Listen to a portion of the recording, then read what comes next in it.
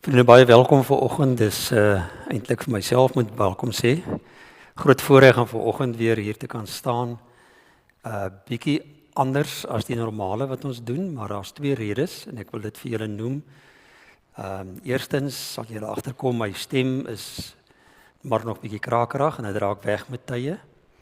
En tweedens wil ons graag ook weer die uitsending gelyke tyd laat loop met die diens op 'n Sondagoggend. Nou sal u nou sien vanoggend is ek nie op die kansel self nie, maar op die bord agter die kansel. So hierdie opname is gister gedoen. Ons probeer dit om my liggaam bietjie kans te gee. Ons het dan die voorreg met die kamera om te kan stop eers as ek nie kan aangaan nie. Ek hoop dat ons dit eintyd kan doen. So net oor myself. Baie dankie vir elkeen wat in hierdie tyd ingestaan het. Dankie vir elkeen wat vir ons in julle gebede opdra. Dankie ook vir elkeen wat ingestaan het, wat 'n preekbeurt waargeneem het in verskillende preekbeurte. Dit is 'n voorreg om te weet dat ons in 'n gemeente is waar ons kan en mekaar kan uithelp. Ons weet en besef dat hierdie vakansietyd is 'n bietjie 'n rustyd en daarom gaan vanoggend se tema ook aansluit by dit. Wat doen 'n mens in jou rustyd? Tema dan ook vanoggend, as ons daarna gaan kyk, is dit tyd vir voorraadopname uit 'n baie bekende gedeelte. So ek wil vir julle baie dankie sê oor my behandeling self. Die tweede siklus het reeds begin. Daar's 3 siklusse van 3 weke elk of 4 weke elk en dan in my derde siklus word ek weer getoets met 'n beenmurg wat sal bepaal of ek gereed is vir die beenmurgoorplanting. So dis maar die stryd wat ons hierdie pad mee stap en maar dankie vir julle ondersteuning en dankie vir elkeen se gebede. Vir die mense wat ek nie altyd terug laat weet en antwoorde gee as hulle vir my goeie wense stuur nie. Vergewe tog maar, daar is 'n klomp en soms vergeet my chemobrein bietjie van alles, maar baie dankie, ek waardeer elkeen van julle. Kom ons gaan vir 'n paar oomblikke stil raak.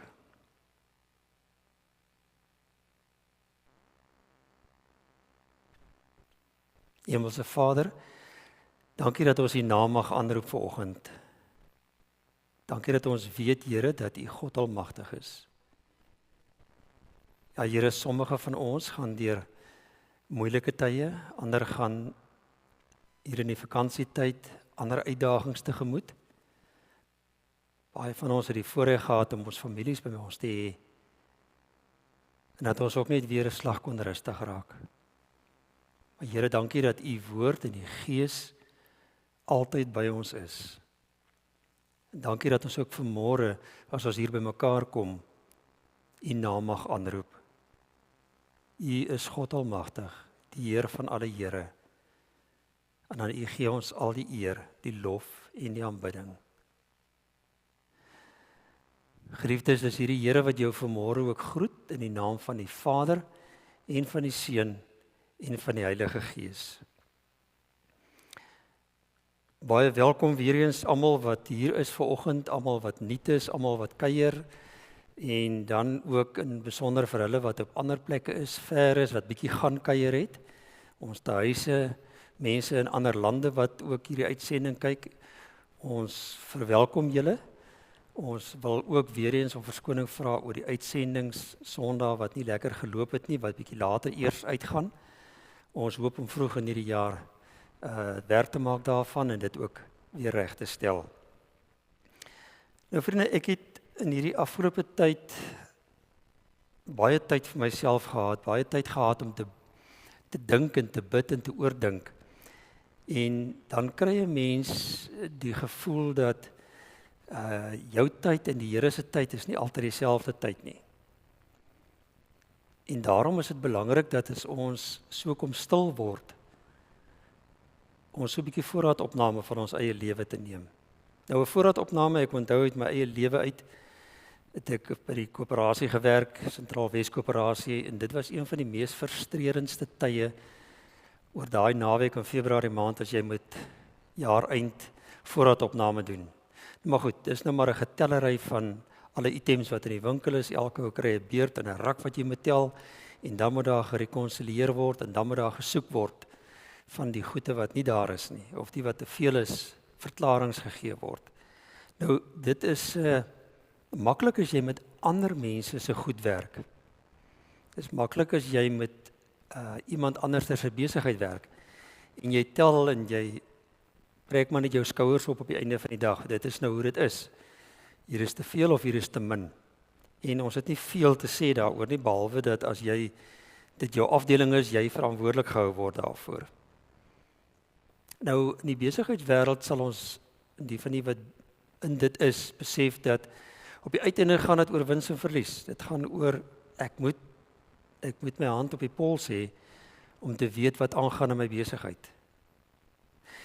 As jy maar net laat gaan en jy besef dinge loop nie lekker nie, maar kom ons probeer maar nog 'n bietjie, en dan kom jy naderhand by 'n punt waar jy ander mense en omstandighede skuld gee dat dit met jou besigheid nie goed gaan nie.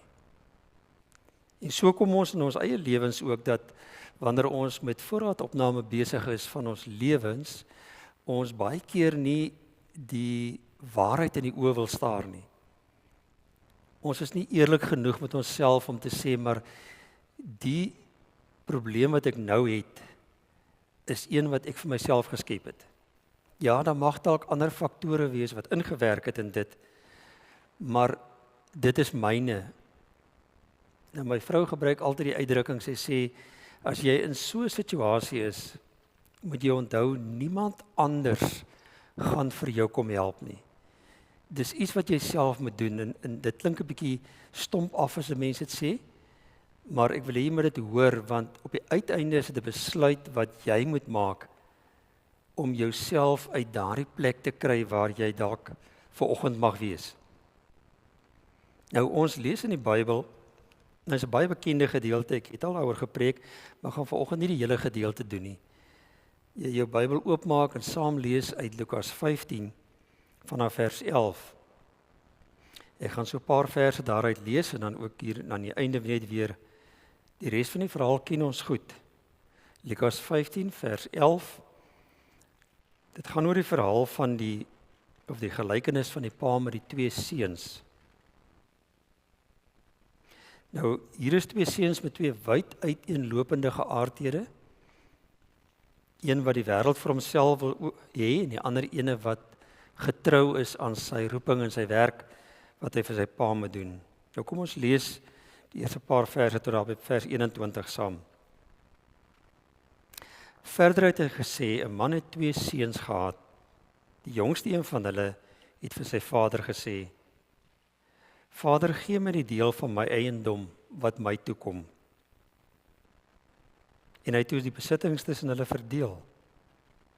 En nie lank daarna het die jongste seun al sy goed en geld omgesit, na 'n ver land gereis. Daar, alles wat hy besit het, deur sy losbandige leefwyse verkoos. Teen die tyd dat hy alles uitgegee het, het daar 'n baie ernstige hongersnood in daardie land uitgebreek. En hy het begin gebrek ly. Hy gaan werk toe by een van daardie land se inwoners, wat hom na sy boerdery stuur, om sy varke op te pas. Hy het gewens dat hy sy honger kon stil met die pele wat die varke gewoonlik geëet het. Maar niemand het vir hom daarvan gegee nie. En dan nou vers 17, ek dink hier lê die belangrikste van die teksgedeelte vir vanoggend. Toe het hy egter tot sy sinne gekom en gesê, hoeveel dagloners van my pa het oorgenoeg kos, en hier vergaan ek van die honger? Ek sal opstaan en na my pa gaan en vir hom sê, Vader, ek het gesondig teen die hemel en in u oë. Ek is nie langer werd om u seun genoem te word nie. Behandel my soos een van u dagloners. Hy het toe opgestaan na sy vader gegaan. Hy was nog ver weg toe sy vader hom al gesien het. Hy het hom innig jammer gekry, na hom gehardloop om hom hels en hom gesoen. En dan gaan ek net op die einde die laaste stukkie lees van die seun wat tuis gebly het. Nou, in hierdie gedeelte sien ons die lewenswyse van hierdie jong man. Hy het tot nou toe gedink dat aardse besittings vir hom die belangrikste is. Met ander woorde, vers 11 en 12 kom ons agter, hy wou alles vir homself hê, in plaas daarvan dat hy ook in sy lewe, in sy verhouding saam met sy vader, Jesus gebruik nou die gelykenis as die pa moet leef, het hy besluit, hy regverdig homself om die wêreldse besittings syne te hê, alles syne te hê. Nou sien ons as Jesus hierdie verhaal vertel, is een van die gelykenisse waar ek dink die meeste deernis uit Jesus uitkom wanneer hy van hierdie pa praat. Hierdie pa wat 'n goeie man was, wat sy kinders grootgemaak het op die regte manier, maar 'n pa wat ook ontsettend baie hartseer moes verduur. Die hartseer van 'n kind wat nie verstaan het wat dit beteken om God te dien en om eer te betoon aan sy pa nie. Sy ingesteldheid was, eendag sal alles myne wees. Hy dink nie aan God of sy pa nie. Hy dink net aan homself. Nou, so 'n bietjie die verhaal vooruitloop terwyl hy daar in die varkhok sit. Nou, almal van ons sit nie in varkhokke daar waar ons 'n besluit moet maak nie. Maar jou varkhok kan denkbeeldig iets wees, 'n ander plek in jou lewe waar jy sit, waar jy op 'n plek gekom het waar jy moeg is. Ek het die afgelope tyd dit myself beleef, waar ek in 'n hospitaalbed lê, waar ek tuis lê, waar ek nie kan opstaan nie, waar mense gedagtes eintlik oorbesig is, en dan is dit asof die Here met jou besig raak. En dan jy 'n keuse, jy kan jou probleme wat jy in die oë staar, kan jy jou kop in die sand druk, by wyse van spreke, jy kan dit ignoreer. Jy kan maak asof dit nie bestaan nie, of jy kan iets omtrent dit doen. Toe hy voorraadopname van sy lewe neem, toe besef hy maar hy het niks. Dis leeg, daar's niks wat hy het nie. Hy was as 'n ryk man met baie besittings daar weg. Hy het die wêreld gaan geniet. Dit is interessant dat ons hier lees dat hy ook weg is van sy pa af. Nou, hierdie is 'n verhaal wat Jesus vertel om iets van die verwydering tussen die pa en die seun vir ons te vertel. Maar die seun werk sodat hy hierdie verwydering ook weg van sy pa is, sodat sy pa nie kan sien waarmee hy besig is nie. En hoeveel keer betrap ons onsself nie ook met hierdie gedagtes, of dalk dat ons dit doen, dat ons dink dat die Here ons nie sien nie, of dat die Here nie weet waarmee ons besig is nie. Sy voorraadopname bring hom by 'n plek waar hy 'n zero bankbalans het, waar daar niks in sy lewe oor is wat die moeite werd is nie. Hy het nie eers die reg of die voorreg om te vra, kan ek van die pele van die varke eet nie. Selfs dit is van hom weggeneem. Nou, as ons gaan kyk in die woord van die Here in die Ou en die Nuwe Testament, dan sien ons dat daar ook ander mense is wat in hierdie selfde slaggat getrap het.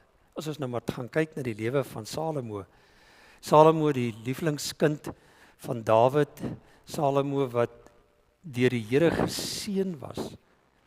So geseën was dat hy kon vra, Here, gee vir my wysheid, sodat ek kan weet hoe om die koninkryk te bestuur.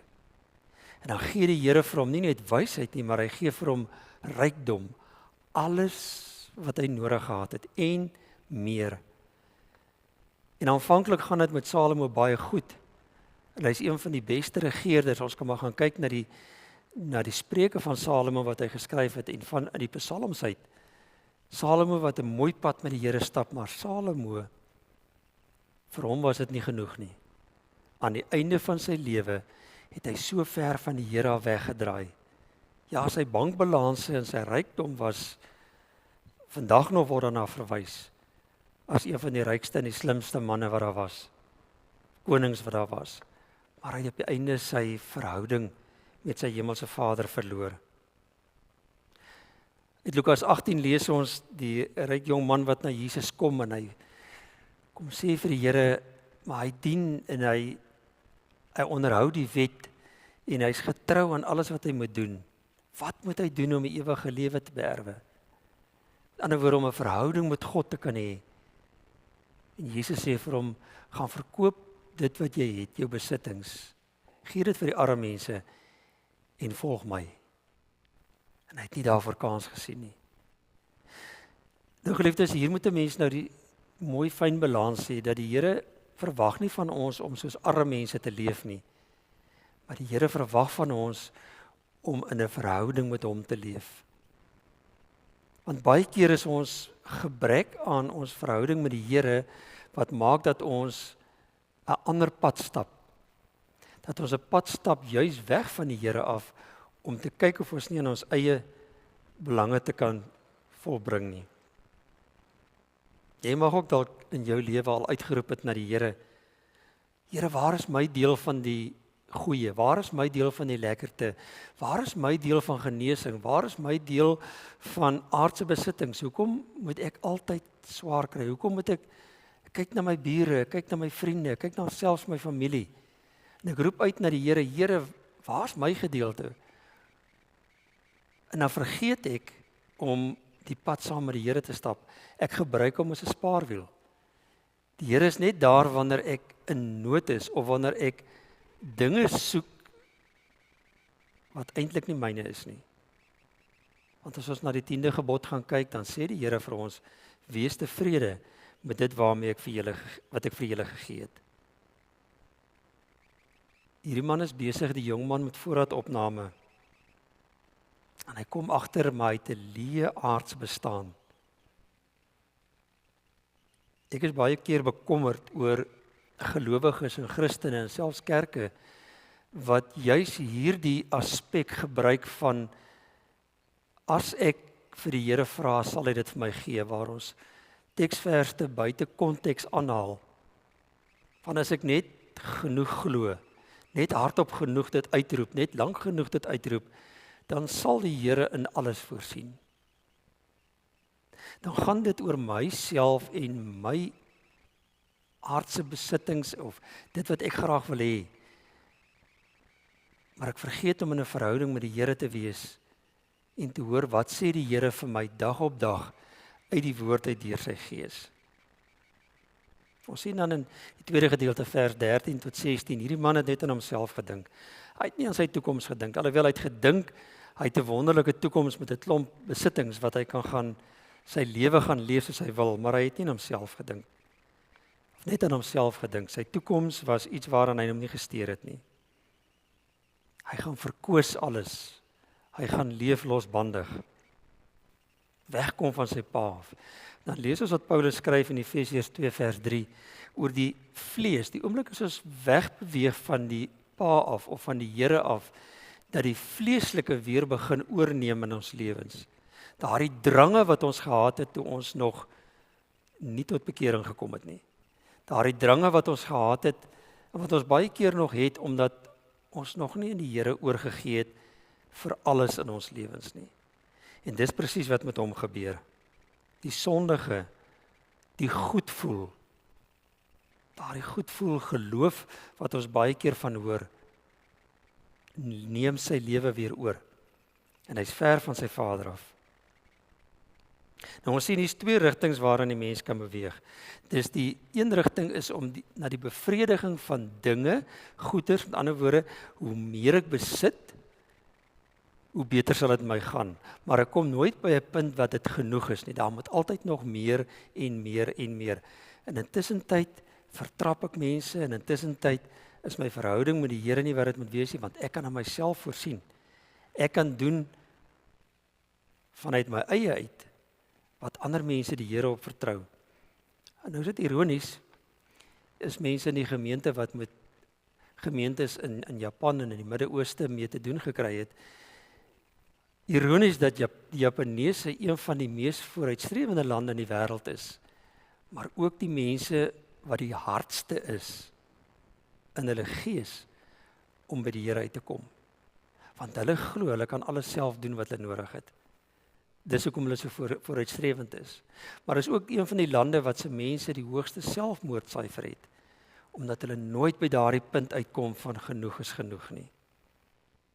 Die ander rigting wat 'n mens kan stap, eerstens die een om wêreldse bevrediging deur goedere te kry of goeders, en dan die tweede ene is om hierdie gevoelens wat nie lekker is nie, om dit te gaan te probeer bevredig deur losbandige lewe te lewe, deur drank, deur dwelms en wat nog al daarmee saamgaan.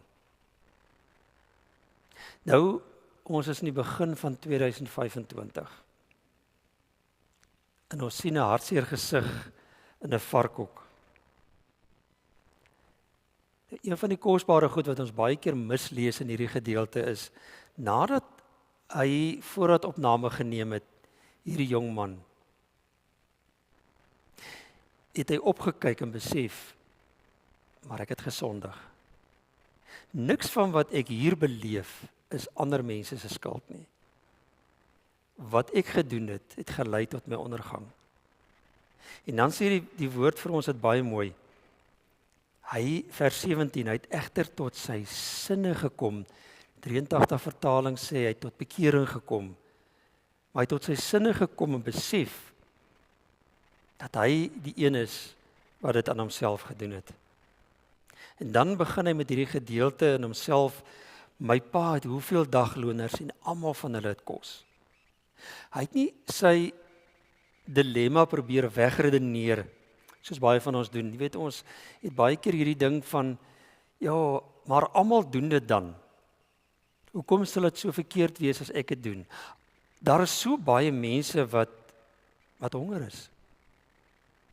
As ek nou honger ly of nie heeltemal genoegsaam het, soos ander mense het nie, dan moet ek dit nie so ernstig opneem nie. Ek voer varke, ten minste het ek daarmee 'n werk.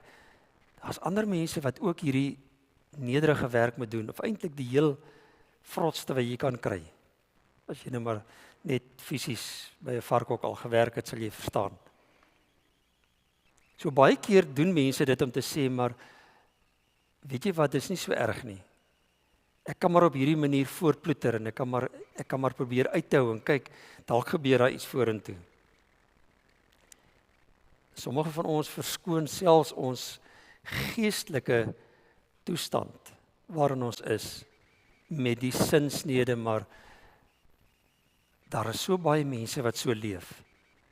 Daar is so baie ander wat so leef. Hoekom moet ek verander in my lewe? Sommige mense verskoon hulle self om te sê, maar weet jy wat, ons is maar almal in dieselfde bootjie.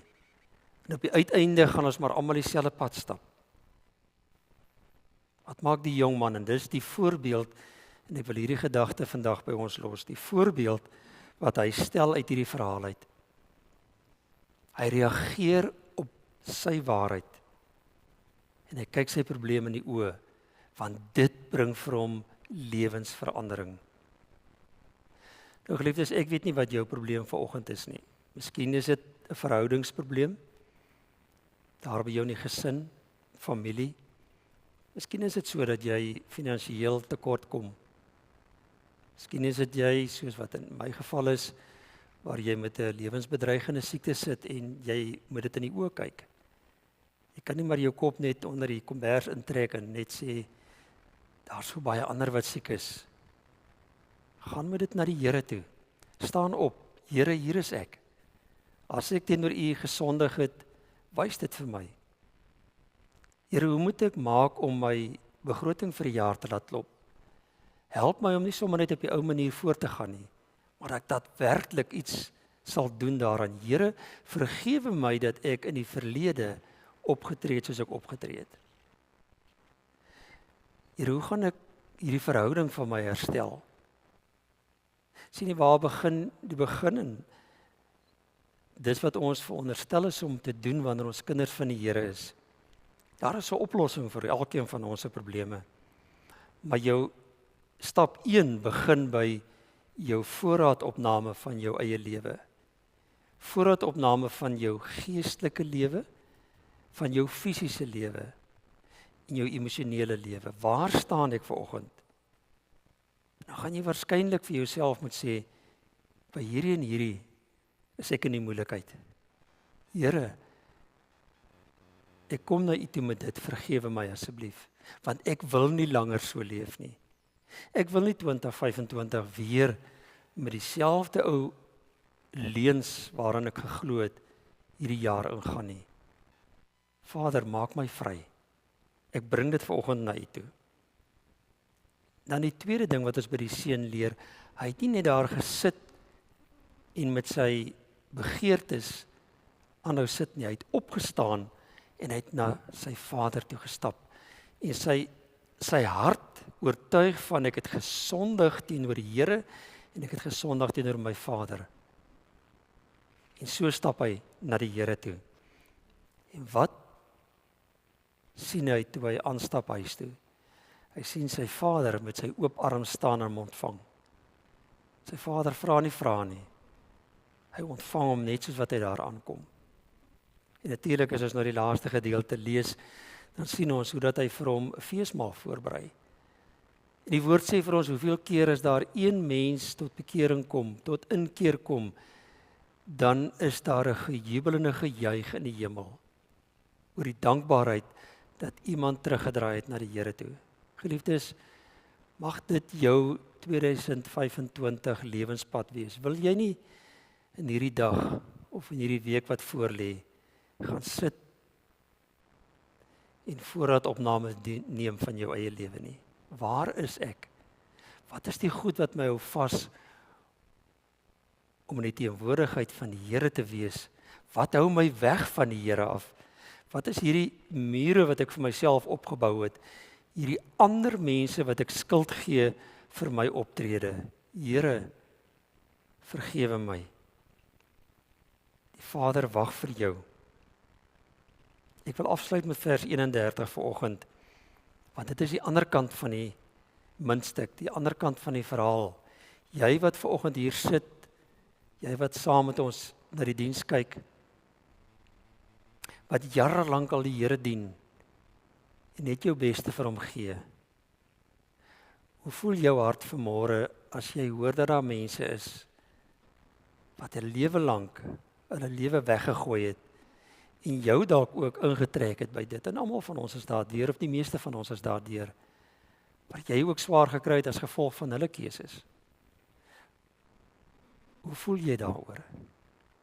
In hierdie gedeelte sien ons dat die oudste seun glad nie ingenooi was.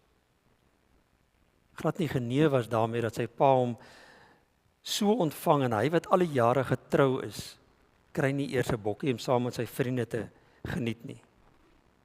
Maar hoor wat sê hy vir hom in vers 31. My kind, jy is altyd by my. En alles wat myne is joune. Alles wat myne is joune en jy is altyd by my. Hoor hierdie geweldige groot stuk versekering wat die Here vir ons kom gee. Jy wat kind van die Here is, jy wat getrou die Here dien, moenie toelaat dat ander mense wat hulle lewe lank 'n gemors daarvan gemaak het, ek praat nou sommer plain Afrikaans, en tot inkeer kom en hulle lewens aan die Here weer kom teruggee en kom vergifnis vra. Die woord sê juis vir ons, kom ons dra hulle. Kom ons stap saam met hulle die pad, wees saam met hulle bly, sodat elkeen wat hierdie stap neem, ontvang word, soos wat die Here hulle ontvang, met vreugde, met vryheid, kan hulle die Here weer dien, en kan ons saam met hulle die Here dien, want hulle gaan ook ons hulp nodig hê. Kom ons dien die Here soos wat hy van ons vra, en kom dat elkeen van ons wat beleef, dat ons en weet dat ons sy kinders is, net elke dag sal sê, Here, dankie dat ek weet dat alles wat U sin is, ook myne is. En dat ek vanuit daardie plek kan leef, ek is kind van die Here. Ja, ek gaan foute maak. Ek gaan soms voel of ek by 'n varkhok is. Maar dan staan ek op en ek gaan terug na die Here toe en ek vra, Here, vergewe, hier is ek. Ek weet alles wat U vir my wil hê. Dankie Here vir hierdie genade. Kom ons bid saam. Ons Hemelse Vader, baie, baie dankie dat ons dit tot hier toe gemaak het. Dankie Vader vir die wonderlike bemoedigende boodskap vanoggend. Miskien sit hier iemand vanmôre in die diens of luister na hierdie diens wat voel dat hy vanmôre of sy vanmôre by 'n slegte plek in hulle lewens is. Dalk 'n familielid. Here, wat ons nie meer weet watter kant toe nie. Dankie vir die woord wat vir ons net kom herbevestig. Dat as ons eerlik en opreg voorraadopname doen en opreg is met onsself en eerlik is met onsself, ons kan opstaan en na U toe gaan en sê, Here, hier is ek. Vergewe my. Here, dat die vergifnis wat vir ons aan die kruis, deur die bloed, die liggaam wat gebreek is, en die opstanding uit die dood uit, reeds bewerkstellig is, vir elkeen van ons daar is. Here, ons bid vir soveel mense in hierdie tyd wat nie eers weet waar om te begin soek nie. Besonder bid, Here, dat U vir hulle sal deur gelowiges of deur die woord of Here, waar hulle iewers net met iemand in aanraking kom wat U ken en wat U dien. Selfs deur die Gees, dat hulle terug sal draai na U toe of dalk vir die eerste keer na U toe sal kom. Hemelse Vader, ons dankie dat ons die voorreg gehad het om by familie te kon wees, en familie by ons. Ja, ons weet ook daar's baie mense wat 'n baie alleentyd gehad het. Ons bid Vader vir genade, en ons bid dat U ook in hulle lewens vir hulle sal seën. Ons besef daar's baie mense wat nog vakansie hou, wat nog op die paaie moet gaan. Here, die verdrinkings wat ons van kennis neem. Ons bid, Here, wees genadig, terwyl daar nog tyd is. Vader, ons dankie vir die milde reën wat oor groot dele van die land begin uitsak. Saam met dit natuurlik ook 'n klomp skade. Dan dink ons aan die gedeeltes waar daar nog geen reën geval het nie. Ons pleit vir U genade ook daar. Here, ons wil bid ook vir elkeen wat siek is in hierdie oggend. Ek wil myself daarbey insluit. Dankie dat ons weet, ons met vrymoedigheid na U toe kan kom en ons bid vir genesing. En ons bid, Here, vir guns in U oë. En ons bid ook vir kwaliteit tyd saam met U en saam met ons geliefdes. Here, as ons hierdie nuwe jaar ingaan, dan is dit ook ons voorneem om hierdie jaar so te leef. Here, dat ander mense ook, nie net onsself nie, maar ander mense daardeur geseën sal word.